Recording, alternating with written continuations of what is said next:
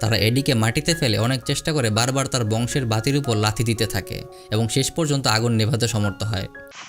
একটু ভালো করে দেখুন তো, এই ছেলেটির কথা কি মনে পড়ে? হ্যাঁ, এটা বেবিজ ডাউটের সেই ছোট্ট বাচ্চাটা। আপনার জন্ম যদি 1990 থেকে 2000 সালের মধ্যে হয়ে থাকে তাহলে এই সিনেমাটি আপনি দেখেননি এটা হতেই পারে না। আমাদের ছোটবেলায় এই সিনেমাটি দেখে যে আমরা কত হাসাহাসি আর আনন্দ করেছি সেটা বলে বোঝাতে পারবো না। এই ভিডিওর শেষে এই সিনেমা নিয়ে অবাক করার মতো বেশ কয়েকটি ফ্যাক্ট আপনাদের বলবো যা আপনি আগে হয়তো কখনোই ভাবতে পারেননি। এবার চলুন গল্প শুরু করা যাক। এটা আমেরিকার শিকাগো শহরের এক বিখ্যাত ধনী পরিবারের গল্প। এই পরিবারেই রয়েছে সবার আদরের এই ছোট্ট বাচ্চাটি। আদর করে তার বাবা মা তাকে বিঙ্ক নামে ডাকে। বিঙ্ককে দেখাশোনা করার জন্য তার বাবা মা গিলবার্টাইন নামের এই মহিলাকে রেখেছে। বিঙ্ক সবসময় অ্যাডভেঞ্চার অফ বেবি বু নামের একটা ছোট্ট গল্পের বই পড়তে পছন্দ করে। গিলবার্টাইন সবসময় তাকে এই বইটি পড়ে শোনাতো। এভাবে প্রতিদিন পড়তে পড়তে বিঙ্কের এই বইটি প্রায় 100 বারের উপর পড়া হয়ে যায়। বিঙ্কের মা মিসেস ল্যারিনের খুব শখ থাকে তার ছেলে বিঙ্কের ছবি নিউজ পেপারে বেশ বড় করে ছাপাবে।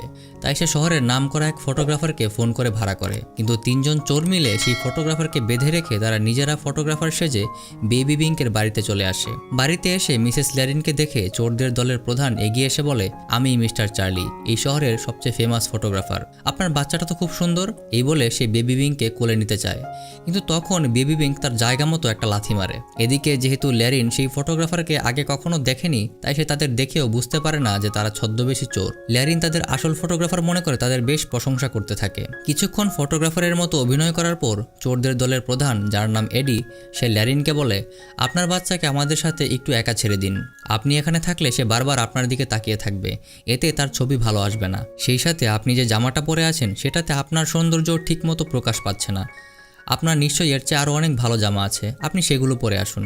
এডির এই কথা শুনে ল্যারিন তখনই তার বাচ্চাকে একা রেখে তাড়াহুড়ো করে উপরের রুমে চলে যায় নিজের জামা কাপড় বদল করার জন্য। গিলবার্টাইন যাওয়ার আগে তাদেরকে অ্যাডভেঞ্চার অফ বেবি বু বইটা দিয়ে বলে, বেবি বিঙ্ক যদি কান্নাকাটি করে তাহলে এই বইটা পড়ে শোনাবেন। সবাই চলে যাওয়ার ঠিক পরপরই তারা 3 জন মিলে বেবি বিঙ্ককে জানালা দিয়ে নিয়ে গাড়িতে করে পালিয়ে যায়। পালিয়ে যাওয়ার সময় তারা বেবি বিঙ্ককে শান্ত রাখার জন্য সেই বইটিও নিজেদের সাথে নিয়ে যায়। এদিকে মিসেস ল্যারিন নিজের জামা কাপড় বদল করে যখন নিচে আসে তখন দেখে সেখানে কেউ নেই এবং টেবিলের উপর লেখা আছে, আমরা আপনার ছেলেকে কিডন্যাপ করেছি, ভালো চাইলে পুলিশে জানাবেন না। এদিকে বেবি বিঙ্কের বাবা মিস্টার কটওয়েলের কাছেও একটি চিঠি পৌঁছে যায় যেখানে লেখা থাকে, মিস্টার কটওয়েল, আমরা আপনার বাচ্চাকে কিডন্যাপ করেছি। যদি তাকে জীবিত ফেরত চান তাহলে আজকে এলি ফ্যাক্টরির পেছনে মধ্যরাতে $50 মিলিয়ন ফেলে যাবেন। এদিকে চোরদের দলের প্রধান এডি আর তার 2 শাগরেদ ভিকো এবং নরবি জঙ্গলের কাছে গিয়ে নিজেদের জামা কাপড়, নকল দাড়ি, চুল এবং তাদের গাড়িটিও বদলে ফেলে। তারপর বেবি বিঙ্ককে নিয়ে তারা নিজেদের বাসায় চলে যায়। বাসায় গিয়ে প্রথমেই তারা বেবি বিঙ্কের জামা কাপড় পাল্টানোর কথা চিন্তা করে। তারা কেউই আগে কোনোদিন বাচ্চা পালন করেনি, তাই অনেক কষ্ট করে নরবি কোনো মতনে বেবি বিঙ্ককে একটি সাধারণ জামা কাপড় পরায়। এদিকে ভিকো গরম দুধ নিয়ে আসে বেবি বিঙ্ককে খাওয়ানোর জন্য। ভিকো এডিকে জিজ্ঞেস করে, গরম দুধে বাচ্চার আবার মুখ পুড়ে যাবে না তো? এডি বলে, নিজের চামড়ায় কয়েক ফোঁটা ফেলে চেক করে দেখো কতটা গরম। ভিকো শয়তানি করে নরবির টাক মাথায় কয়েক ফোঁটা দুধ ঢেলে দেয়। নরবি গরম দুধে ছ্যাঁক খেয়ে চিৎকার করে ওঠে। এসব দেখে বেবি বিঙ্ক খুব আনন্দ পায়। এডি তাদেরকে বলে, বাচ্চাকে এখন তোমরা ঘুম পাড়িয়ে দাও, বাচ্চা ঘুমিয়ে থাকলে আশেপাশের কেউ সন্দেহ করবে না। নরবি বাচ্চাকে ঘুম পাড়াতে পাশের রুমে নিয়ে যায়। নরবি বেবি বিঙ্ককে ঘুম পাড়ানোর অনেক চেষ্টা করে কিন্তু কিছুতেই সে বেবি বিঙ্ককে ঘুম পাড়াতে পারে না। সে বেবি বিঙ্কের সামনে নাচ গান করে কিন্তু তাতেও কোনো কাজ হয় না। তখন পাশের রুম থেকে এডি বলে, এই গল্পের বইটা তাকে পড়ে শোনাও। নরবি ছিল অশিক্ষিত, সে ঠিকমতো পড়তে পারতো না, তাই কোনো মতনে ভাঙ্গা ভাঙ্গা গলায় বিঙ্ককে সে বই পড়ে শোনাতে শোনাতে একসময় নিজেই সে ঘুমিয়ে পড়ে। এদিকে মিসেস ল্যারিনের বাসা থেকে পুলিশকে খবর দেওয়া হয়। তাদের সাথে বেশ কিছু গোয়েন্দা অফিসারও তাদের বাসায় আসে এবং বিভিন্ন জিনিসপত্র হাতে নিয়ে পরীক্ষা করতে থাকে। তারা মিসেস ল্যারিনকে বাইরে যেতে নিষেধ করে। এদিকে নরবি ঘুমিয়ে যাওয়ার কারণে বেবি বিঙ্ক নিজেই নিজের বই খুলে দেখতে থাকে। বিঙ্ক বাইরে তাকিয়ে 2টি কবুতরকে দেখতে পায়। একই সাথে সে বইয়ের পাতা উল্টে তার বইয়েও 2টি কবুতরের ছবি দেখতে পায়। তাই সে বইয়ের গল্পের মতো নিজেও অ্যাডভেঞ্চার করার জন্য হামাগুড়ি দিতে দিতে বিছানা থেকে নেমে কবুতরটির পিছু পিছু যাওয়া শুরু করে। এদিকে এডি আর ভিকো দুজনে বসে টিভি দেখছিল। তাদেরও বিঙ্কের প্রতি কোনো খেয়াল ছিল না। বিঙ্ক সেই কবুতরটিকে পিছু করতে করতে সিঁড়ি বেয়ে একদম বাসার ছাদের উপর উঠে যায়। ছাদ থেকে ভাঙ্গা কাচের অংশ দিয়ে বিঙ্ক নিচের দিকে তাকিয়ে থাকে। তখন বিঙ্কের মুখ থেকে কয়েক ফোঁটা লালা এসে একদম এডির ঘাড়ের উপর পড়ে। এডি এবং ভিকো প্রথমে বুঝতে না পারলেও তারা উপরের দিকে তাকিয়ে দেখে বিঙ্ক ছাদের উপর উঠে তাদের দিকে তাকিয়ে আছে। তারা সাথে সাথে গিয়ে নরবিকে জাগিয়ে তোলে। তারপর বিঙ্ককে ধরার জন্য ছাদে দৌড়ে চলে যায়, কিন্তু বিঙ্ক আবার কবুতরের পিছু করতে করতে একটি বড় কাঠের পাটাতনে উঠে পড়ে। হামাগুড়ি দিতে দিতে সে পাশের ছাদে চলে যায়। এডি এডি যখন বিংকে ধরতে আসে সে পাটাতনে আঘাত খেয়ে ওখানেই পড়ে যায়। ভিকো তখন রেগে গিয়ে সে পাটাতনটিকেই ছুঁড়ে ফেলে দেয়। এইদিকে বেবি বিঙ্ক মনের আনন্দে হামাগুড়ি দিতে দিতে নিজের ইচ্ছা মতো সামনে এগিয়ে যেতে থাকে। ভিকো এবং নরবি কোনো মতনে এডিকে সোজা করিয়ে দাঁড় করায়। তারপর তারা তাকে বলে আমাদের এখান থেকে লাফ দিয়ে পাশের বিল্ডিংয়ে যেতে হবে, বাচ্চাটা ওদিকে চলে গেছে। তারপর ওরা 1 2 3 বলে লাফ দিয়ে পাশের বিল্ডিংয়ের ছাদে চলে যায়, কিন্তু মাথায় আঘাত পাওয়ার কারণে এডি তাদের সাথে লাফ দিতে পারে না, সে সাথে সাথে নিচে পড়ে যায়। বেবি বিঙ্ক ততক্ষণে হামাগুড়ি দিয়ে একটি বাসায় ঢুকে পড়েছে। সে বাসায় দরজায় হাত দিয়ে শব্দ করতে থাকে। সেই বাড়ির মহিলা এসে দরজা খুলে দেয়। ঠিক তখনই আবার কুরিয়ার সার্ভিসের ডেলিভারি বয়ও সেই বাসায় এসেছিল, তাই মহিলা আর বিঙ্ককে দেখতে পায় না। সে নিচ দিয়ে হামাগুড়ি দিয়ে বাইরে বের হয়ে যায়। সে সরাসরি গিয়ে লিফটে উঠে পড়ে। আবার তখনই লিফটও চালু হয়ে যায়। বেবি বিঙ্ক নিচে চলে আসে। ভিকো আর নরবি তখন বাসার নিচে এসে দেখে এডি আধমরার মতো হয়ে নিচে পড়ে আছে। তারা তাকে টানাটানি করে কোনো মতনে দাঁড় করায়। এর মধ্যে দিয়েই বিঙ্ক তাদের পেছন দিয়ে চলে যায়। বিঙ্ক পাশেই একটি নীল রঙের বাস দেখতে পায়, যেটি দেখে তার বুবু বইয়ের সেই নীল বাসটির কথা মনে পড়ে যায়। সেও হামাগুড়ি দিয়ে সেই বাসে উঠে পড়ে। ঠিক বাসটি যখন ছেড়ে দিয়েছে তারা তিনজন দেখতে পায় বিঙ্ক বাসের মধ্যে করে চলে যাচ্ছে। তারা সাথে সাথে সেই বাসটিকে ফলো করার জন্য তাদের নিজেদের গাড়ি নিয়ে বাসটির পিছু ধাওয়া করে, কিন্তু ঠিকমতো বাসের পেছনে লেগে থাকতে পারে না। তারা বেশ কয়েকবার অন্য পথে চলে যায় এবং বাস হারিয়ে ফেলে। বাসের মধ্যে এক মোটা মহিলা বিঙ্কের সামনে একটি ঝুড়ি রাখে।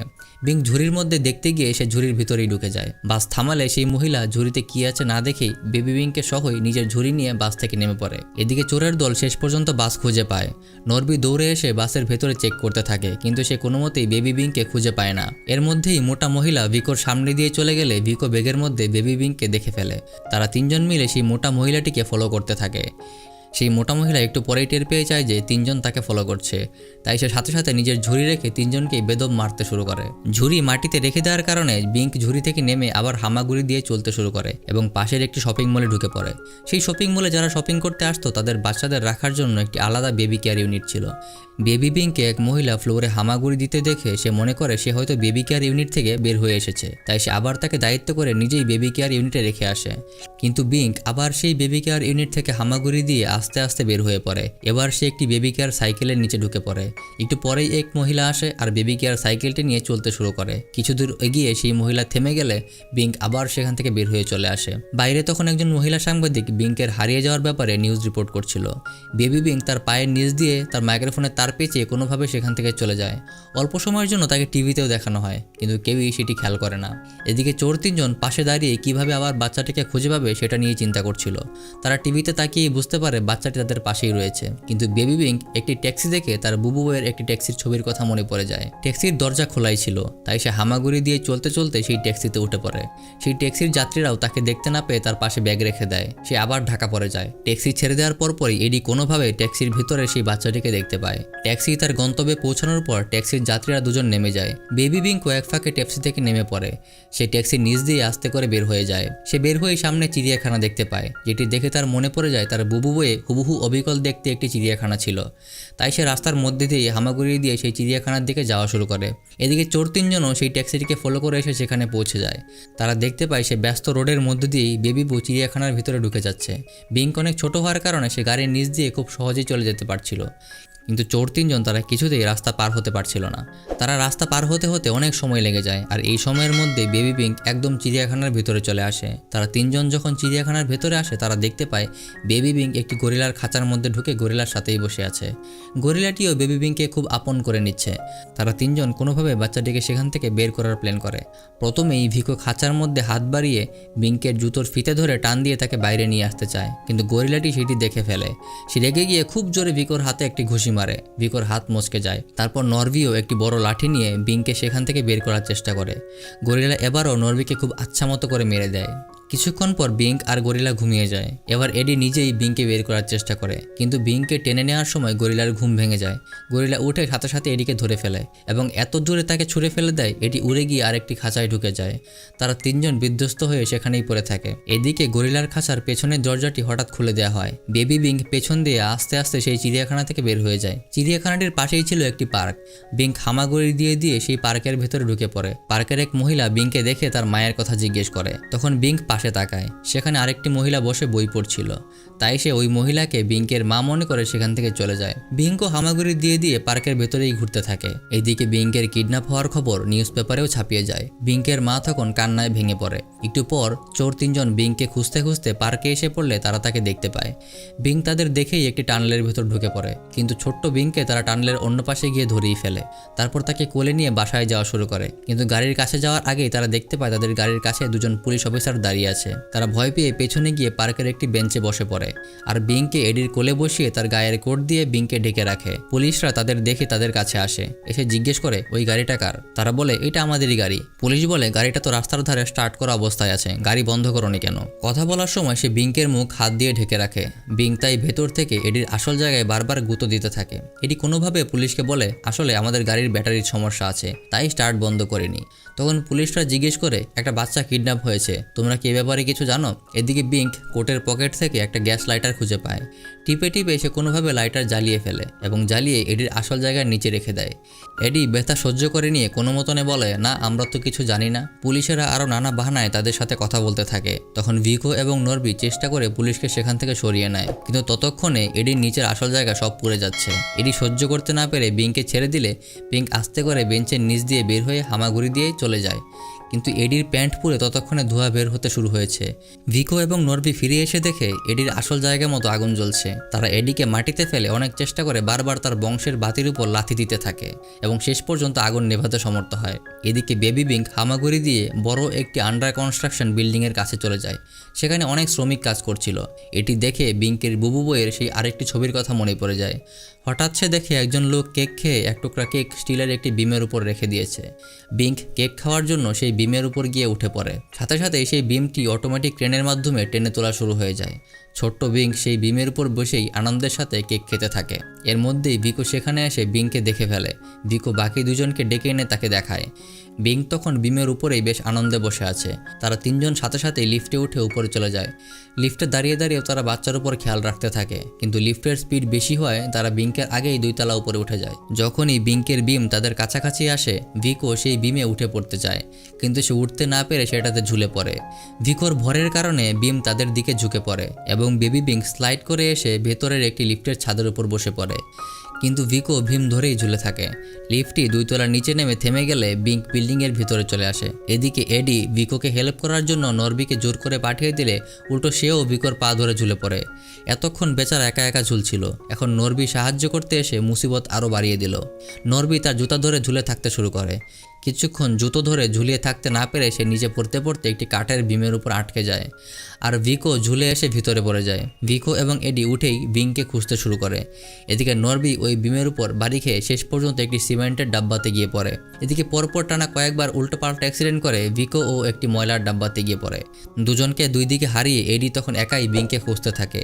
সৌভাগ্যবশত এডি বিঙ্ককে পেয়েও যায়। সে বিঙ্ককে দেখেই বলে ওঠে আজ তোকে খাইছি, আমার সারা জীবন এত কষ্ট করি নাই, পুচকে বাচ্চা হয়ে আমার একের পর এক বাস দিয়ে যাচ্ছিস, আজকে তোর খবর আছে। এই বলে যেই সে সামনে একায় সে বিঙ্কের মুখের লালার উপর পিছলা খেয়ে আবার পড়ে যায়। সাথে সাথে একটি হাতুড়ি এসে তার কপালের উপর পড়ে। বেবি বিঙ্ক এসব দেখে হাসতে হাসতে সামনে এগিয়ে যায়। এডি কোনো মতনে উঠে দাঁড়ায়, কিন্তু মাথায় আঘাত পাওয়ার কারণে ব্যালেন্স করতে না পেরে রং মিক্স করার একটি মেশিনের সুইচ সে টেনে দেয়। সাথে সাথে উপর থেকে পিচ্ছিল রং এসে তার উপর পড়তে শুরু করে। তার সারা গা একদম রঙের আঠাতে মেখে যায়। সে উঠে আবার ডায়লগ মারতে শুরু করে, তোকে আমি ছাড়বো না পিচ্চি শয়তান, আমি তোকে খুন করে ফেলবো। কিন্তু পিছলা জায়গায় সে আবার পিছলে পড়ে যায়। বিঙ্ক তখন তার সামনে একটা ক্যারিং লিফট দেখতে পেয়ে তাতেই উঠে পড়ে এবং নিচে নামতে শুরু করে। এডি উপর থেকে বিঙ্ককে দেখতে থাকে আর বলতে থাকে আমার টাকা পয়সা সব চলে গেল রে, আমার সব শেষ হয়ে গেল। তখনই সে ক্রেনের একটি দড়ি নামছে দেখে সেটাতেও সে ঝুলে পড়ে, কিন্তু ঝুলে পড়ার পরপরই হঠাৎ মেশিন বন্ধ হয়ে যায়। সন্ধ্যা হয়ে যাচ্ছিল দেখে সবাই কাজ বন্ধ করে দিয়ে সেদিনের মতো বাড়ি চলে যায়। বেচারা এডি সারা গায়ে রং মেখে সেই দড়ি দড়িই ঝুলে থাকে। এদিকে বিঙ্কের ক্রেনও ততক্ষণে নিচে নেমে গেছে। সে ক্রেন থেকে নেমে হামাগুড়ি দিয়ে সামনের দিকে যেতে থাকে। রাতের বেলা ভিকো এবং নরবি এসে কোনো মতন এডিকে সেখান থেকে বের করে নিয়ে তাদের বাসায় চলে যায়। এদিকে মিসেস ল্যারিনের বাসায় গোয়েন্দা অফিসারেরা তদন্ত নিয়ে কথা বলছিল। তারা বলে আমরা রিপোর্ট পেয়েছি, অনেকেই বলেছে আজকে একটি ছোট্ট বাচ্চাকে প্রথমে বাসে দেখা গেছে, তারপর একটি চিড়িয়াখানায় দেখা যায়, তারপর একটি পার্কে। পাশেই বসে থাকা গিলবার্টাইন তখন বলে ওঠে শেষটা কি কনস্ট্রাকশন বিল্ডিং? অফিসার অবাক হয়ে বলে হ্যাঁ। গিলবার্টাইন বলে এটা তো বিঙ্কের সবচেয়ে প্রিয় বইয়ের গল্পটার মতো, গল্পে একদম হুবহু এমনই ছিল। এরপর সে নিশ্চয়ই রিটায়ার্ড আর্মি অফিসারদের কাছে যাবে। সাথে সাথে অফিসারেরা তাকে নিয়ে রিটায়ার্ড আর্মি অফিসারদের থাকার জায়গার দিকে রওনা হয়। এদিকে বেবি বিঙ্ক সত্যি সত্যি আর্মি অফিসারদের হাউসে পৌঁছে যায়। সব বুড়ো হয়ে যাওয়া রিটায়ার্ড আর্মি অফিসাররা বিঙ্ককে দেখে অনেক খুশি হয়। তারা টিভিতে বিঙ্কের কিডন্যাপ হয়ে যাওয়ার কথা জানতো। তারা বিঙ্ককে সবার মাঝে রেখে গান গেয়ে শোনাতে থাকে। একটু পর সেখানে বিঙ্কের বাবা মাও চলে আসে। মিসেস ল্যারিন বিঙ্ককে দেখা মাত্রই দৌড়ে গিয়ে তাকে কোলে তুলে নেয়। সবাইকে ধন্যবাদ দিয়ে তারা সেদিনের মতো বাড়ি ফিরতে শুরু করে। তো গাড়িতে যাওয়ার সময় বেবি বিঙ্ক একটা বড় বিল্ডিংয়ের দিকে ইশারা করে বারবার বলতে থাকে বুবু বুবু। তখন তার মা মিসেস ল্যারিন বুঝে যায় বিঙ্কের বইটি ওই বিল্ডিংয়েই ফেলে এসেছে, অর্থাৎ বিঙ্ক ওই বিল্ডিংয়েই ছিল। পুলিশ অফিসার তাড়াতাড়ি গাড়ি ঘুরিয়ে সেই বিল্ডিংয়ের কাছে যায় এবং সমস্ত বিল্ডিং পুলিশ দিয়ে ঘিরে ফেলে। এদিকে তিনজন চোর তখন ওই বিল্ডিংয়ের মধ্যেই ছিল। হঠাৎ বুবু শব্দ শুনতে পেয়ে এডি সামনে এগিয়ে এসে সেই বইটি দেখতে পায়। বিঙ্ক হয়তো সেই বই ফেরত নিতে চলে এসেছে এই ধারণা করে সে জানালার কাছে যায়। সাথে সাথে সে পুলিশের গাড়ির সাইরেন দেখতে পায়। পুলিশ তাদেরকে বলে তোমাদেরকে ঘিরে ফেলা হয়েছে, বাচ্চার বইটিকে নিচে ফেলে দাও আর আত্মসমর্পণ করো। তারা কষ্টে অভিমানের আগে বইটি ছুঁড়ে ফেলে দিয়ে আত্মসমর্পণ করে। পিঙ্কের বাবা মা বিঙ্ককে নিয়ে শান্তিমতো বাসায় চলে আসে। সেদিন রাতের বেলা তারা বিঙ্ককে ঘুম পাড়িয়ে তাদের নিজেদের রুমে চলে যায়। কিন্তু বিঙ্ক একটু পরে আবার উঠে যায়। সে উঠে এসে আরেকটি বই হাতে নেয় যেটির নাম বেবি বুয়ের চীন অ্যাডভেঞ্চার। এতক্ষণ আমাদের সাথে থাকার জন্য ধন্যবাদ। এখন আপনাদের এই সিনেমাটি নিয়ে কয়েকটি মজার ফ্যাক্ট বলি। এই সিনেমাতে বিঙ্কের শুটিংয়ের জন্য দুটি যমজ বাচ্চা ব্যবহার করা হয়। হ্যাঁ, একই রকম দেখতে দুটি আলাদা আলাদা বাচ্চাকে দিয়ে এই শুটিংগুলো করানো হয়। আর কঠিন শুটগুলো যেগুলো বাচ্চারা করতে পারে না সেটি করে দিতেন এই ব্যক্তি। ওনার নাম ভার্নে জে ট্রায়ার। যদিও সিনেমাটি আমরা অনেক পছন্দ করেছিলাম, তবুও সিনেমাটি রিলিজের পর বেশ ফ্লপ হয়। 48 মিলিয়ন বাজেটের সিনেমাটি আয় করে মাত্র $30 মিলিয়ন। আমাদের ভিডিও ভালো লাগলে আমাদের ফেসবুক এবং ইনস্টাগ্রামে আমাদের সাথে যুক্ত হতে পারেন, লিঙ্ক ডেসক্রিপশনে দেওয়া রইল।